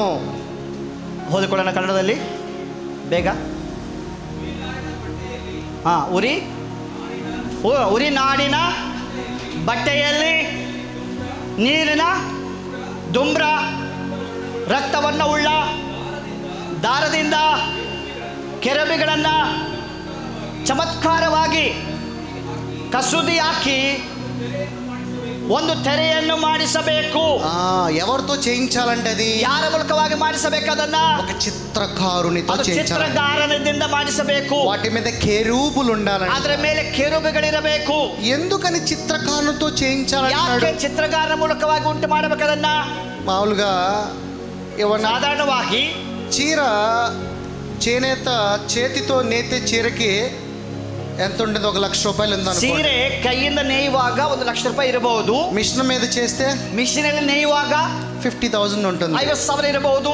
ఎందుకంటే చిత్రకారును అంటే చేనేత చేతితో చేసిన దానికి విలువ ఎక్కువ. ಕೈಗಳಿಂದ ಮಾಡಿದಂತದ್ದು ಬೆಲೆ ಜಾಸ್ತಿ ಇದೆ. అదే బంగారం కూడా, ಬಂಗಾರ ಕೂಡ చేతితో చేస్తే ಕೈಯಿಂದ ಮಾಡುವಾಗ దాని విలువ వేరే, ಅದರ ಬೆಲೆ ಜಾಸ್ತಿ. అదే మిషన్ మీద చేస్తే ఆర్నమెంట్, ಮಿಷಿನ್ ಮೂಲಕವಾಗಿ ಮಾಡುವಾಗ దాని యొక్క విలువ వేరే. ಅದರ ಬೆಲೆ ಬೇರೆ. ఎందుకనంటే చేతితో చేస్తే దానికి బలము, ಕೈಗಳಿಂದ ಮಾಡುವಾಗ ಅದಕ್ಕೆ ಬಲ ಇದೆ. అదే మిషన్ మీద చేస్తే బలం ఉండదు, ఎప్పటికైనా తెగిపోతుంది. ಮಿಷಿನ್ ಮೇಲೆ ಮಾಡುವಾಗ ಬಲ ಇರೋದಿಲ್ಲ, ಯಾವಾಗಾದ್ರೂ ಅದು ಅರ್ಧ ಹೋಗುತ್ತದೆ. అందుకనే ಆ ಕಾರಣದಿಂದ చిత్రకారుని చేతిలో చేసేవాడి ద్వారానే ಕಲೆಗಾರರ ಮೂಲಕವಾಗಿ, ಚಿತ್ರಗಾರರ ಮೂಲಕವಾಗಿ ఆ యొక్క తెరను నిర్మించాలని దేవుడు చెప్తున్నాడు. సృష్టి ಮಾಡಬೇಕು. దాని తర్వాత 32వ అధ్యాయం 32ನೇ ಅಧ್ಯಾಯ 32వ వచనము 32ನೇ ವಾಕ್ಯ ಓದಿ. తుమ్మకరతో చేయబడి ಜಾಲಿ ಮರದಿಂದ 4 ಕಂಬಗಳನ್ನು ಮಾಡಿಸಿ, ಚಿನ್ನ ತಗಡುಗಳನ್ನು ಒದಿಸಿ, 4 ಬೆಳ್ಳಿಯ ಗದ್ದಿಗೆಯನ್ನ ಕಲ್ಲುಗಳ ಮೇಲೆ ನಿಲ್ಲಿಸಿ, ಚಿನ್ನದ ಕೊಂಡಿಗಳಿಂದ 32 చదవండి. ఓకే, ఓన్లీ 32 చదవండి. 32 ಮಾತ್ರ ಸಾಕು. ಧನ್ಯವಾದಗಳು. తుమ్మకరతో చేయబడి బంగారు రేఖకు పొదిగిన 4 స్తంభముల మీద దాని వేయవలెను. దాని వంకలు బంగారువి, వాటి దిమ్మలు వెండివి.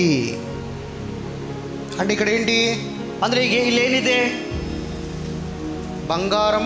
ಬಂಗಾರ తండ్రికి ఇష్టమా కాదా? ತಂದೆಗೆ ಇಷ್ಟ ಇದೆಯಾ ಇಲ್ವಾ? ಬಂಗಾರ ಇದೆಯಾ?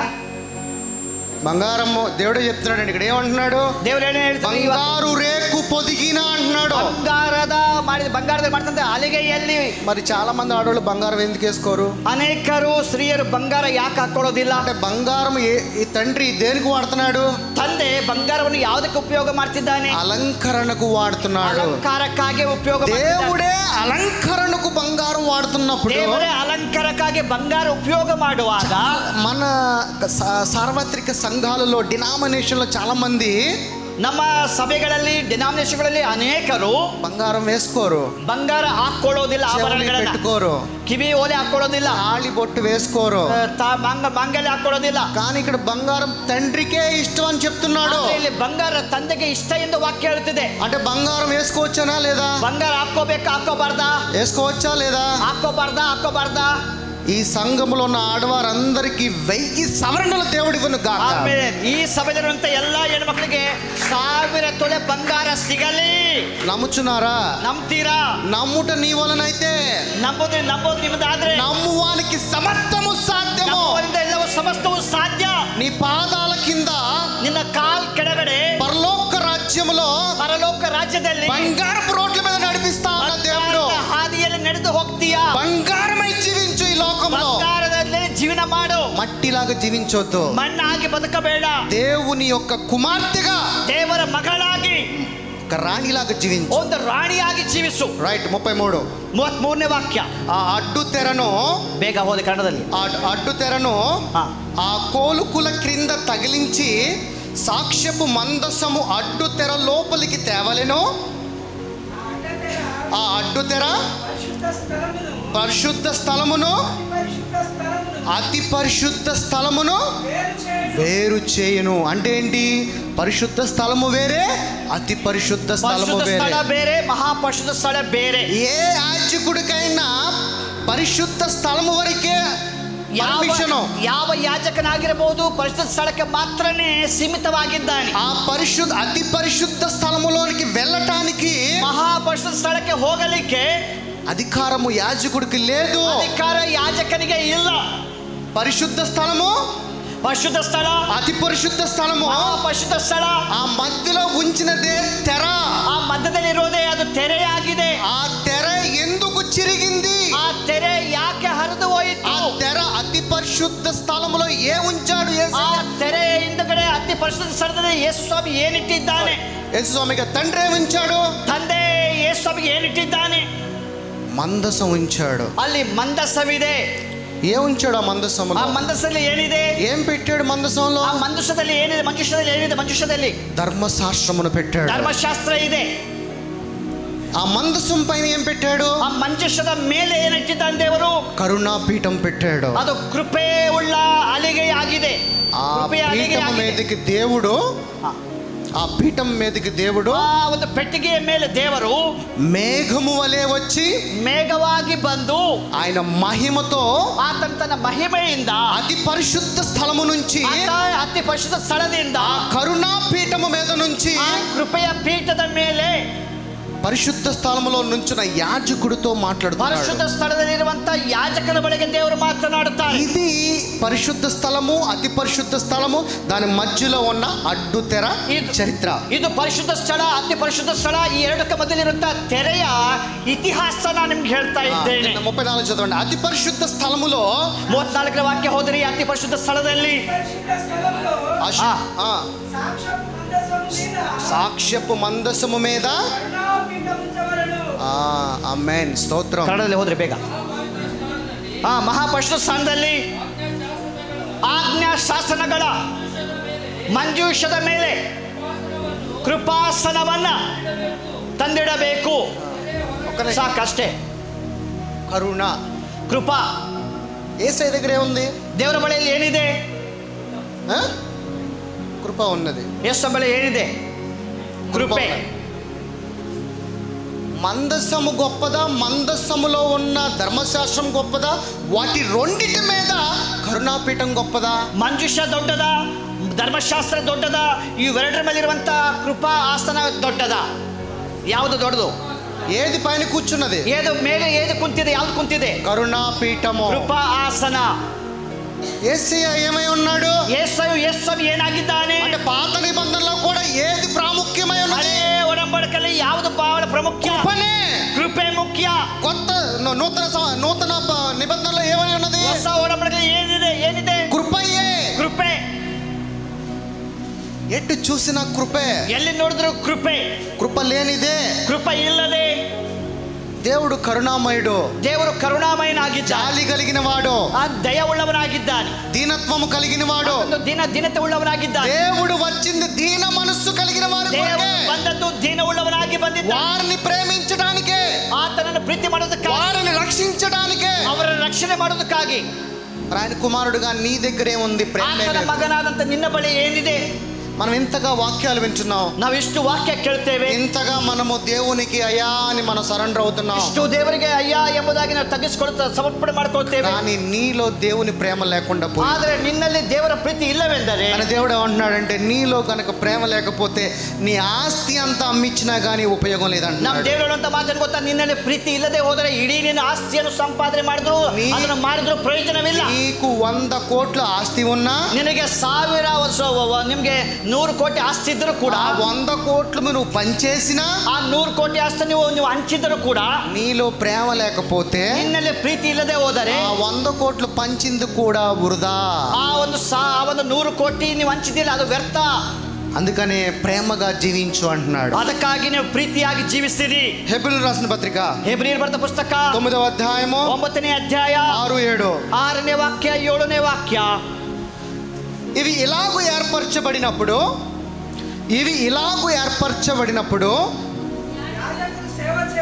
యాజకులు సేవ చేయుచు నిత్యమును ఈ మొదటి గుడారములోనికి వెళ్ళుదురు. కానీ సంవత్సరమునకు ఒక్కసారి మాత్రమే ప్రధాన యాజకుడు ఒక్కడే రక్తము చేత పట్టుకుని రెండవ గుడారములోనికి ప్రవేశించును. ఆ రక్తము తన కొరకును ఆజ్ఞాన కృతకులమును కొరకును పరిశుద్ధ స్థలము నుంచి, ಪರಿಶುದ್ಧ ಸ್ಥಳದಿಂದ అతి పరిశుద్ధ స్థలములోనికి, ಮಹಾಪರಿಶುದ್ಧ ಸ್ಥಳಕ್ಕೆ సంవత్సరానికి ఒక్కసారి వెళ్ళగలిగేవాడు. ಒಂದು ಸಲ ಹೋಗಬೇಕು. ఆ రక్తము అయింది కాదు, ఆ రక్తము ఆతనదಲ್ಲ, గొర్రె పిల్ల రక్తము, కురిమరియ రక్తవాಗಿದೆ. ఆ రక్తమును తీసుకుని, ఆ రక్తವನ್ನು ತೆಗೆದುಕೊಂಡು, అది కూడా దేవుని యొక్క ఆర్డర్ ఉంటేనే, ಅದು ಕೂಡ ದೇವರ ಆಜ್ಞೆ ಇದ್ದರೆ ಮಾತ್ರ ఆ రక్తమును తీసుకుని ఆ రక్తం దేవుడికి ಹೋಗಿ మహిమనిచ్చేవాడండి. ದೇವರಿಗೆ ಮಹಿಮೆ ಉಂಟಾಗುತ್ತದೆ. అప్పుడు మేఘము వలె, ಆಗ ಮೇಘದ ರೂಪದಲ್ಲಿ ತಂದೆ తన మహిమని ತನ್ನ ಮಹಿಮೆಯಿಂದ పరిచేవాడండి. ಆತನು ಘನಪಡಿಸುತ್ತಾನೆ. సో ఈ విధంగా, ಈ ಪ್ರಕಾರವಾಗಿ సో ದೇವರು ತಂದೆ ఆ రోజుల్లో ಆ ದಿನಮಾನಗಳಲ್ಲಿ మాట్లాడటం జరుగుతూ వచ్చింది. ಮಾತಾಡ್ತಾ ಪ್ರಾರಂಭಿಸಿದರು. అది ఇంకా లోతుకు వెళదాం. ಅದು ಇನ್ನೂ ಹೆಚ್ಚಾಗಿ ಆಳವಾಗಿ ಹೋಗೋಣ. నిర్గమాకాండము 28, ವಿಮೋಚನ ಕಾಂಡ 33, 34. 33, 34. విమోచన కాండ దాని అంచుల చుట్టూ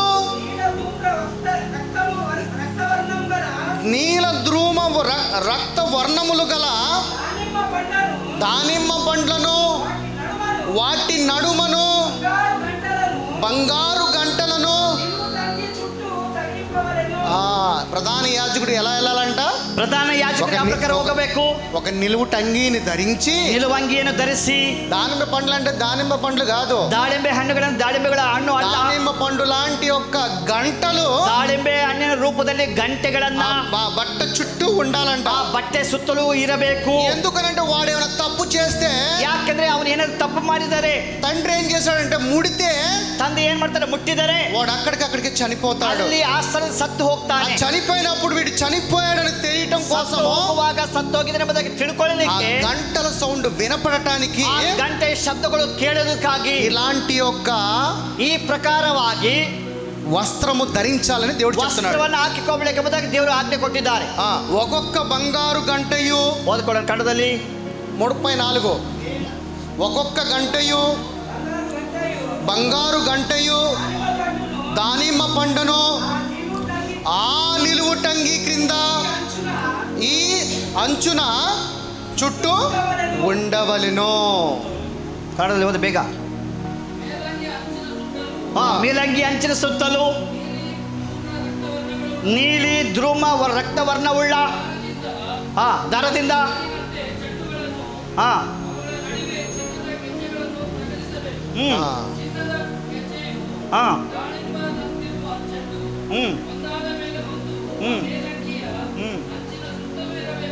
ఓకే ఓకే.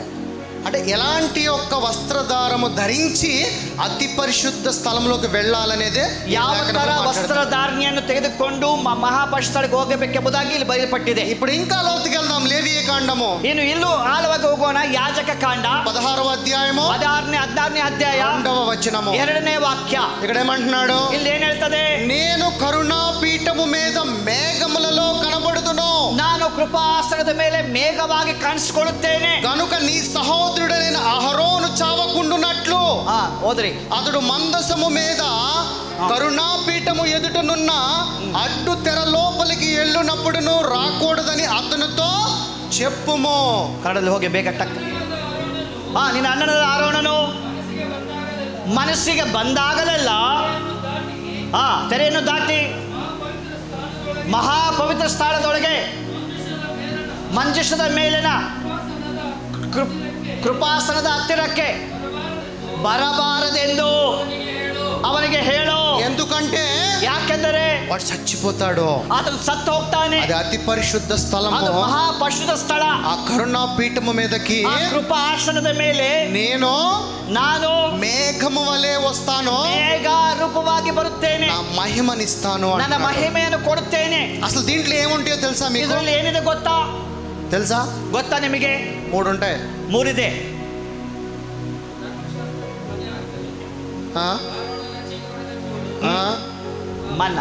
ಮನ್ನ ಕರೆಕ್ಟ್.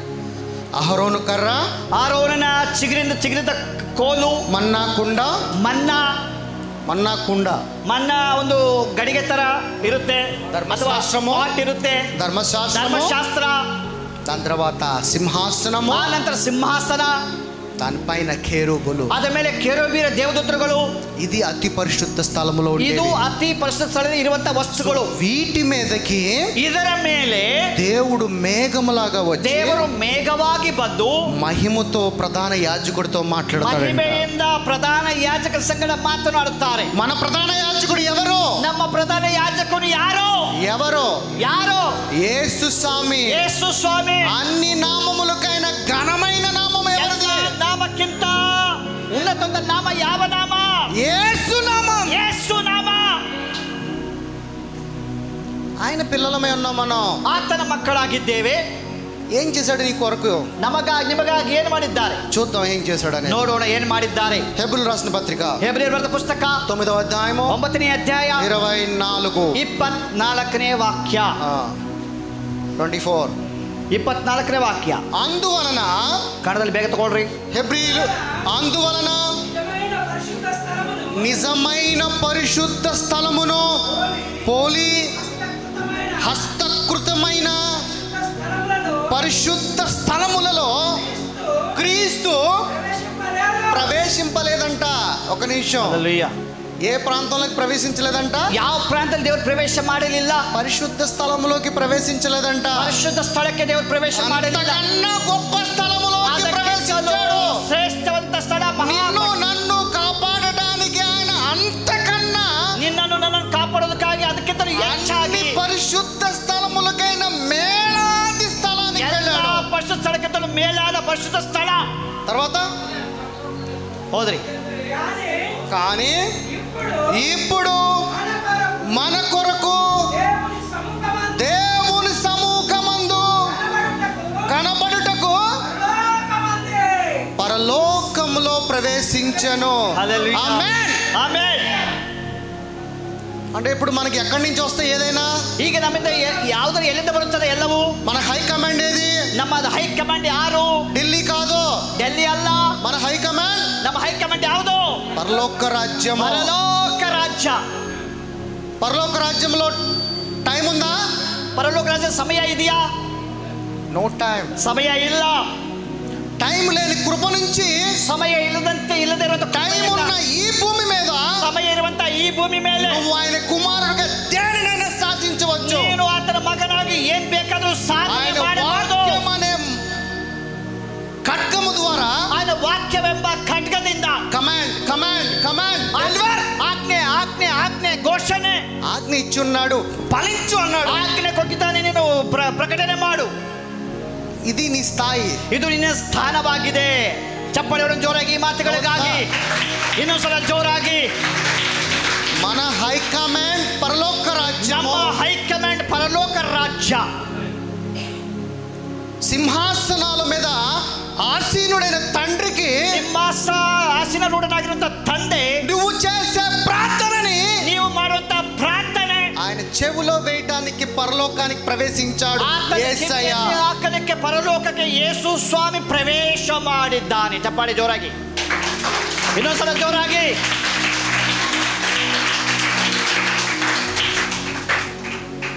దేవుని యొక్క వాక్యము, ದೇವರ ವಾಕ್ಯವು, నీవు ఆయన వచనమును గనక వదిలితే, ಒಂದು ವೇಳೆ ನೀನು ಆತ ವಾಕ್ಯವನ್ನು ನೀನು ಬಿಟ್ಟರೆ,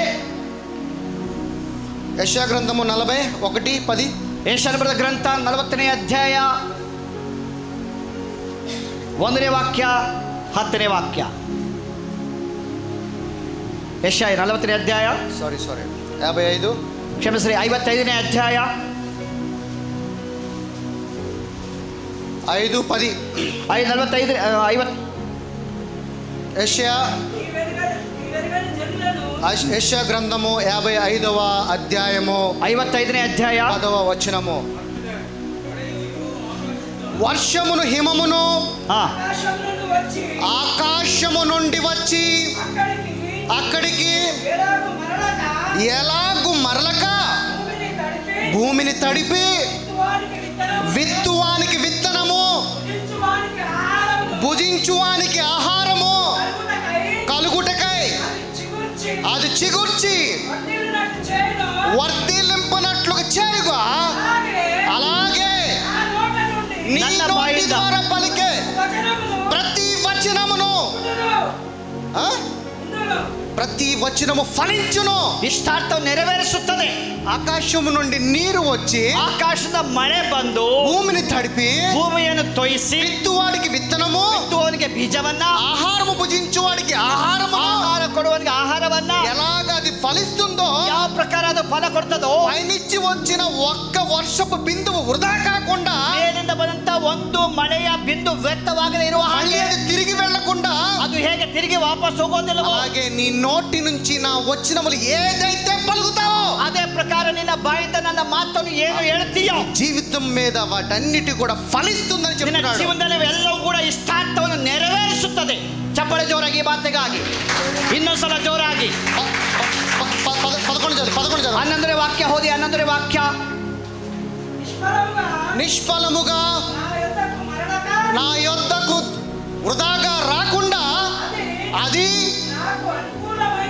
నాకు అనుకూలముగా నీవు నాకు మొర విడిచిన ఆ ప్రార్థన ద్వారా, నీ నోటి ద్వారా ఏ వచనమైతే పలికావో అది నీ నోటి నుంచి వచ్చిన తర్వాత నెరవేర్చును. నేను పంపిన కార్యమును సఫలము చేయును. ఆమేన్, ಆಮೇನ್. ಇಷ್ಟಾರ್ಥವನ್ನು ನೆರವೇರಿಸುತ್ತಾನೆ. అంటే నువ్వు పలికే ఏ మాట కూడా వృధా కాదు. ನೀವು ನುಡಿಯುವಂತ ಯಾವ ಮಾತು ವ್ಯರ್ಥವಾಗೋದಿಲ್ಲ. మరి పలుకుతావా?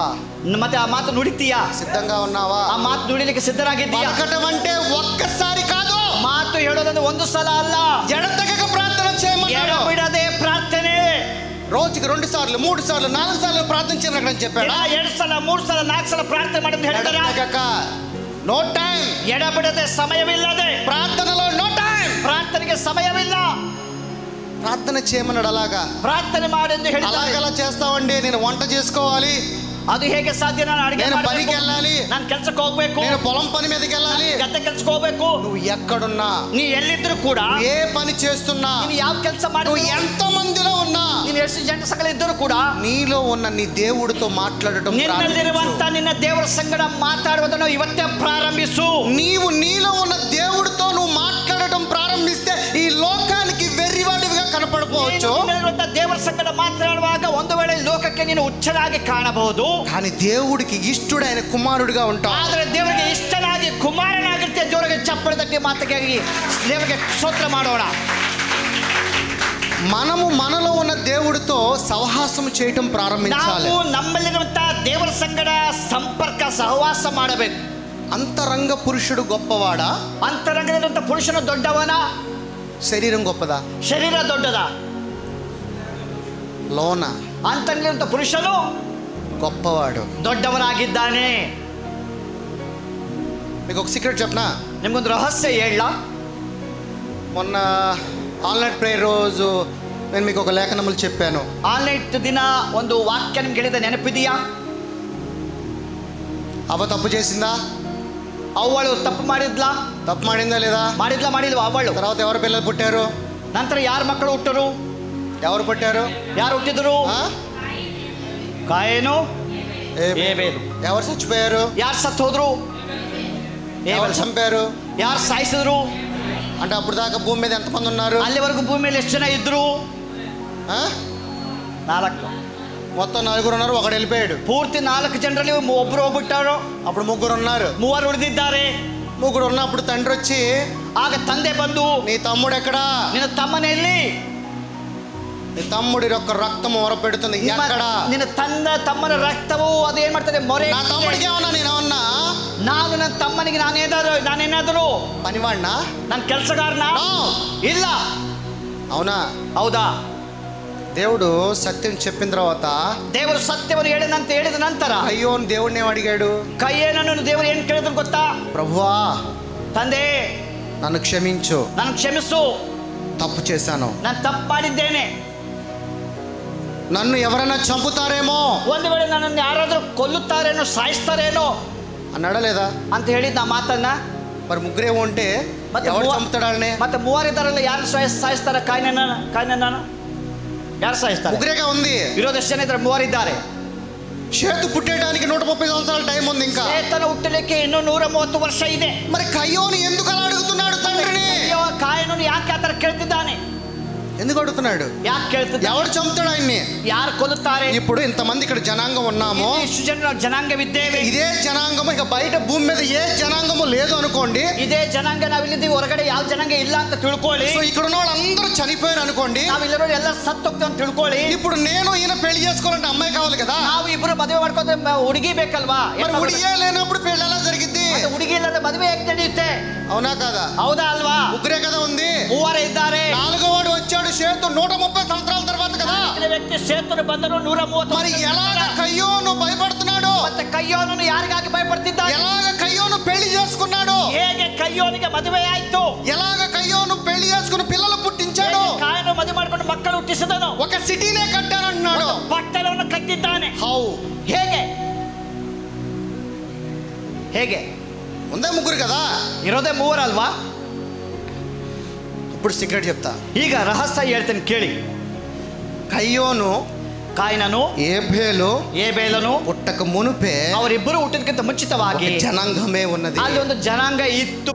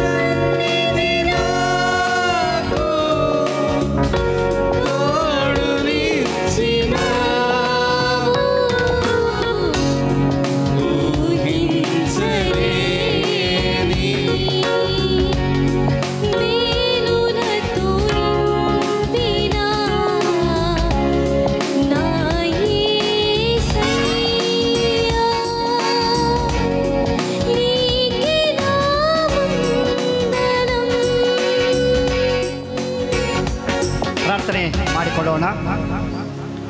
ಸ್ವಾಮಿ ಕರ್ತನೆ, ನಮ್ಮ ಪಾಪಗಳಿಗಾಗಿ ನಮ್ಮ ಶಾಪಗಳಿಗಾಗಿ ಕಲ್ವಾರಿ ಶಿಲುಬೆಯಲ್ಲಿ ಸ್ವಾಮಿ ನಿನ್ನ ಪವಿತ್ರ ರಕ್ತವನ್ನು ಚೆಲ್ಲಿ ದೇವರೇ ನಮಗಾಗಿ ಜಜ್ಜಲ್ಪಟ್ಟೆ ಕರ್ತನೆ, ನಿನ್ನ ಪವಿತ್ರ ರಕ್ತ ಚೆಲ್ಲಿದಕ್ಕಾಗಿ ಸ್ತೋತ್ರ. ನಿಮ್ಮ ಕೈಲಿರುವುದು ದ್ರಾಕ್ಷಾರಸ ಅಪ್ಪಮು ದೇವರ ರಕ್ತಕ್ಕೆ ಶರೀರಕ್ಕೆ ಸಾದೃಶ್ಯವಾಗಿದೆ. ಎಲ್ಲರೂ ಕೂಡ ಕೃತಜ್ಞತಾ ಸ್ತುತಿಗಳೊಡನೆ ಒಂದೇ ಸಲ ಸ್ವೀಕಾರ ಮಾಡೋಣ. మేలులతో నా హృదయం తృప్తిపరచినావు, రక్షణ పాత్రనిచ్చి నిన్ను స్తుతింతును. మేలులతో నా హృదయం ಕಾಣಿಕೆಗಳನ್ನು ಸಮರ್ಪಣೆ ಮಾಡಿಕೊಳ್ಳೋಣ. ಕಾಣಿಕೆಯನ್ನು ಸಮರ್ಪಣೆ ಮಾಡಿಕೊಳ್ಳೋಣ.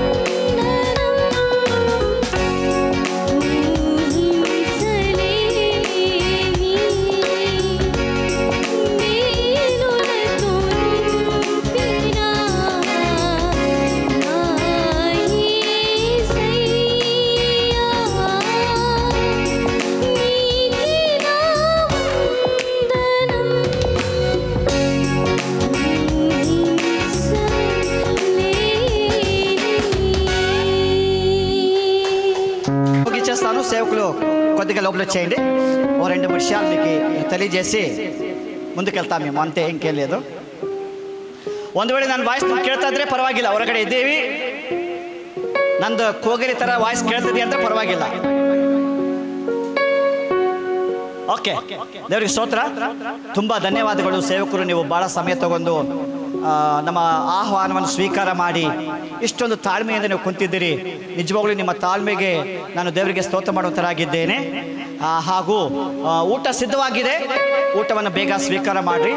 ಊಟ ಆದ ನಂತರ ಬೇಗ ಬೇಗ ಊಟ ಮಾಡ್ಕೊಂಡು ಸ್ವಲ್ಪ ನನ್ನನ್ನು ಸಂಪರ್ಕಿಸ್ರಿ, ನನ್ನನ್ನು ಮೀಟ್ ಮಾಡಿರಿ. ಒಂದು ವಿಷಯ. ಎರಡನೇ ವಿಷಯ, ಇಲ್ಲಿ ಬುಕ್ ಇದೆ, ಇದರಲ್ಲಿ ನಿಮ್ಮ ಹೆಸರು ಫೋನ್ ನಂಬರ್ ನಾವು ಕೇಳಿದ್ದೇವೆ, ಹೆಸರು ಫೋನ್ ನಂಬರ್ ಕೇಳಿದ್ದೇವೆ. ಕಾರಣ ಅತಿ ಬೇಗ ನಾವು ದೊಡ್ಡ ಒಂದು ಯೂತ್ ಮೀಟಿಂಗ್ ಇಲ್ಲಿ ನಡೆಸಲಿಕ್ಕಿದ್ದೇವೆ. ಒಂದು 2-3 ಹೇಳಿದ್ರು ಅಷ್ಟೇ, ಪಾಪ ಯಾಕೋ ಗೊತ್ತಾಗ್ತಾ ಇಲ್ಲ, ಅಶ್ವಾಗ್ತಿದೆ ಅನ್ಸುತ್ತೆ. ಕೋಳಿ ರೆಡಿ ಆಗಿದೆ, ಕೂಗ್ತಾ ಇದೆ ಕೋಳಿ. ಅಡಿಗೆ ಮೇಲೆ ಕೋಳಿ ಕೂಗ್ತಾ ಇದೆ. ಓಕೆ, ಪರವಾಗಿಲ್ಲ. ಅತಿ ಬೇಗ ನಾವು ಯೂತ್ ಮೀಟಿಂಗ್ ಮಾಡ್ಲಿಕ್ಕಿದ್ದೀವಿ. ಜೋರಾಗಿ ಚಪ್ಪಾಳೆ ಹೊಡಿ ಬಂದು ಮಾತಿಗಾಗಿ. ಸುಮಾರು 30 ಸೇವಕರ ಹತ್ರ ನೀವು ಬಂದಿದ್ದೀರಿ, 35 ಸೇವಕರ ಹತ್ರ ಬಂದಿದ್ದೀರಿ. ನಿಮ್ಮೆಲ್ಲ ಫೋನ್ ನಂಬರ್ ನಾವು ಇಸ್ಕೊಂಡಿದ್ದೀವಿ. ಆ ಫೋನ್ ನಂಬರ್ ನಾವು ನಿಮ್ಗೆ ಫೋನ್ ಮಾಡ್ತೀವಿ. ಫೋನ್ ಮಾಡುವಾಗ ನಿಮ್ಮ ಸಭೆಗಳಿಂದ ಅಟ್ಲೀಸ್ಟ್ 2 ಯೂತ್ಗಳನ್ನು ಕಳಿಸಬೇಕು. ಅಲ್ಲೂಲಿಯಾ, 2 ಯೂತ್ಗಳನ್ನು ಕಳಿಸ್ರಿ. 30 ಪಾಸ್ಟರ್ ಅಂದರೆ 60 ಯೂತ್ಗಳು ಆಗ್ತಾರೆ. ಮತ್ತು ನಾವು ಸುಮಾರು 150 ಯೂತ್ ಮೀಟಿಂಗ್ ಮಾಡಲಿಕ್ಕಿದ್ದೇವೆ. ಅದಕ್ಕೆ ಸಹಕಾರ ಮಾಡಿಕೊಂಡು ನಿಮ್ಮನ್ನು ವಿನಂತಿ ಮಾಡ್ಕೊಳ್ತಿದ್ದೇವೆ. ಧನ್ಯವಾದಗಳು. ವಿಶೇಷವಾಗಿ ಮತ್ತೊಂದು ಅವತಿ ರಾಯಲ್ ಬಾಬಾ ಅವ್ರಿಗೂ ಹಾಗೂ ಫ್ರಾನ್ಸಿಸ್ ಅವ್ರಿಗೂ ತುಂಬ ಧನ್ಯವಾದಗಳು. ಒಳ್ಳೆಯ ಸ್ವರ, ಒಳ್ಳೆ ಮ್ಯೂಸಿಕ್ಕು, ಮೆಸ್ಮರೈಸಿಂಗ್ ಮಾಡ್ತಾ ಇದ್ದೀರಿ. ಸಂತೋಷ ಆಗ್ತಾ ಇದೆ. ಪದೇ ಪದೇ ಬಂದರೂ ಇನ್ನೂ ಸಂತೋಷ ಆಗುತ್ತೆ. ಅಲ್ಲೂಲಿಯಾ, ಅವ್ರ ಸಲುವಾಗಿ ಜೋರಾಗಿ ಚಪ್ಪಾಳೆ.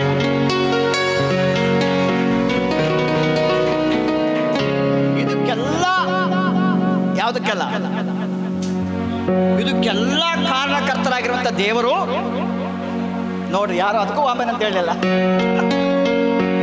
ಇದಕ್ಕೆಲ್ಲ ಕಾರಣಕರ್ತರಾಗಿರುವಂಥ ದೇವರಿಗೆ ಸ್ತೋತ್ರ. ಆಮೇನ್, ಆಮೇನ್. ಹಾಗೂ ಇದಕ್ಕೆ ಪ್ರಯಾಸ ಪಟ್ಟಿರುವಂಥ ವಿಶೇಷವಾಗಿ ಪ್ರಸಾದ ಅವರು ಕೂಡ ನಾನು ಹೃತ್ಪೂರ್ವಕ ಧನ್ಯವಾದಗಳು. ಸ್ವಲ್ಪ ಜೋರಾಗಿ.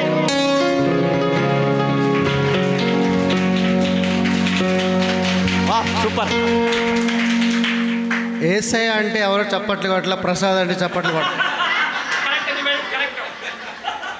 ఏసయ్య ప్రసాద్ అనేవాడు nothing, is a waste fellow. నాలో నివసించే ఏసయ్య గొప్పోడు. ఏది చేసినా ఏసయ్య. ರಾಂಬಾಬು ಅವರು ಒಂದು ಪ್ರಾರ್ಥನೆ ಮಾಡ್ತಾರೆ, ಮುಗಿಸ್ತೀವಿ. ರಾಂಬಾಬು ಅವರು ಒಂದು ಪ್ರಾರ್ಥನೆ ಮಾಡ್ತಾರೆ. ರಾಂಬಾಬು ಪಾಸ್ಟರ್ ನೀವೇನಾ, మీరేనా? ఇంకేం డౌట్ ఉందా? తొందరగా రండి, పరిగెత్తు రండి, వేగంగా.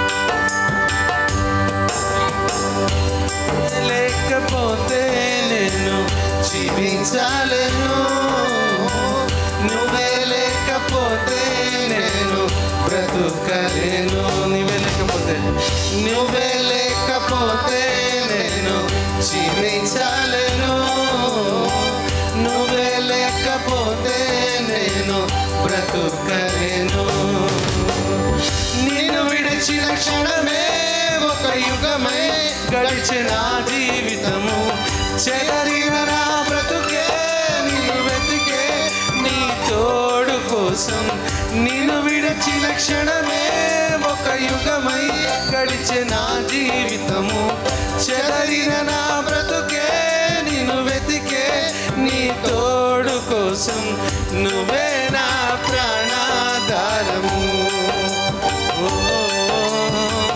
నువ్వే నా జీవాధారము. యేసయ్యా నువ్వే నా ప్రాణాధారము, నువ్వే నా జీవాధారము. నీతో ఉంటే జీవితం వేదనైన రంగుల పయనం, నీతో ఉంటే జీవితం పాటదైన పూల కుసుమం, నీతో ఉంటే జీవితం వేదనైన రంగుల పయనం, నీతో ఉంటే జీవితం పాటదైన పూల కుసుమం. నువ్వే నా ప్రాణాధారం, నువ్వే నా జీవాధారము. యేసయ్యా నువ్వే నా ప్రాణాధారము, నువ్వే నా జీవాధారము. నీ ప్రేమ వర్ణించుట నా వల్ల కాదయ్యా, నీ కార్యము వివరించుట నా బ్రతుకు చాలదయ్యా. నీ ప్రేమ వర్ణించుట నా వల్ల కాదయ్యా, నీ కార్యము వివరించుట నా బ్రతుకు చాలదయ్యా. తండ్రి దేవా నానందమా నీ బడిలో నాకు సుఖము. తండ్రి దేవా నానందమా నీ బడిలో నాకు సుఖము.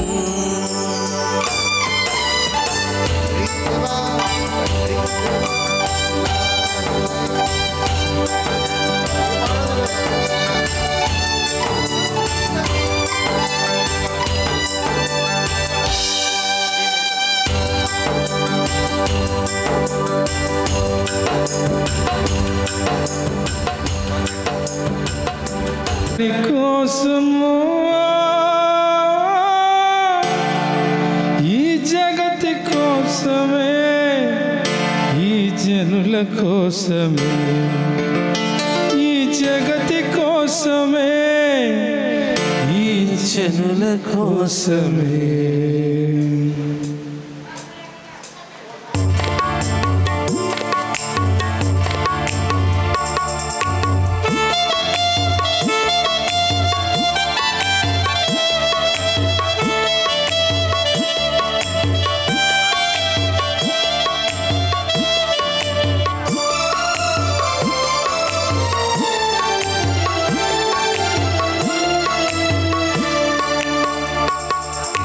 సిలువలో సాగింది యాత్ర,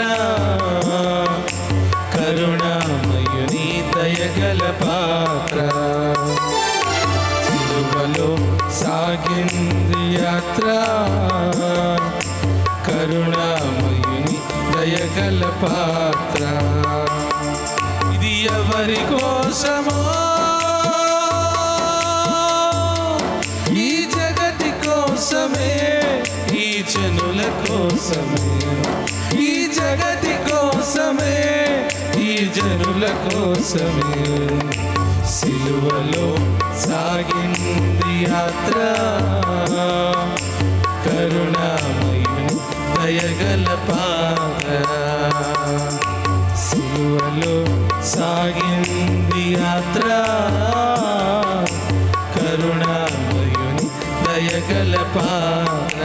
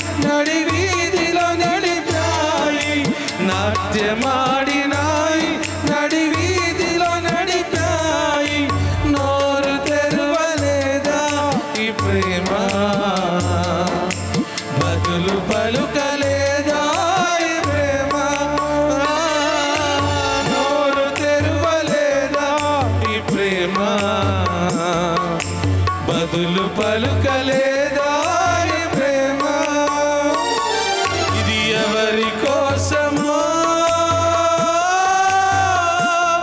ఇది నీ కోసమే ఇది నా కోసమే ఇది నీ కోసమే ఇది నా కోసమే సిలువలో సాగింది యాత్ర